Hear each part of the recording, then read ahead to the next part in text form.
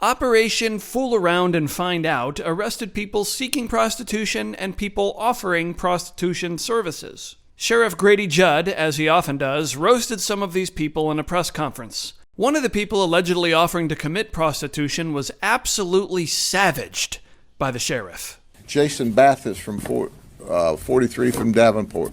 This is our human trafficking and prostitution folks. When he walks in, you think, well, I have set up a deal with an ugly woman. And I think you would all agree that this guy's an ugly woman, right? This is what you really get when the makeup comes off. This is Jason Bathis. Now I want you to think about this a minute, okay? You decide that you're going to hook up with a woman. She comes in and she's already uglier than a mud fence, right? And then as you start to engage, you find out, hey, this dudette is a dude, and look what he really looks like. Yeah, he looks like he should have been in a Scarface movie someplace. I don't know. This is what's happening. People think they're getting this, and many times they're getting a really bad guy. When you find them in the bar at night, you know, you try to drink them pretty, and you wake up the next morning and you see this. Yeah, that's what we call Rolex ugly.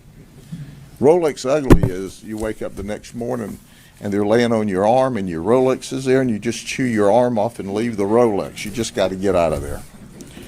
You don't care about the Rolex.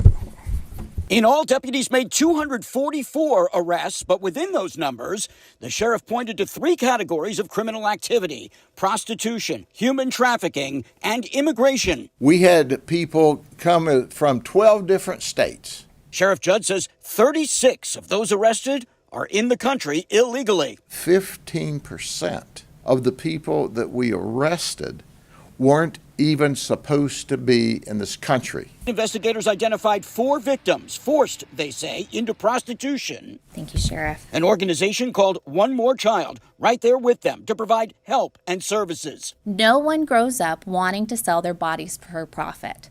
And we are committed to providing opportunities for a life outside of sexual exploitation and human trafficking. 22 of these folks were receiving government assistance. That's right. We work, we all work, we pay taxes, and then that tax money was given to these folks to use to come commit crime. I want you to think about that the next time you look at your pay stub and see your money going out to the federal government.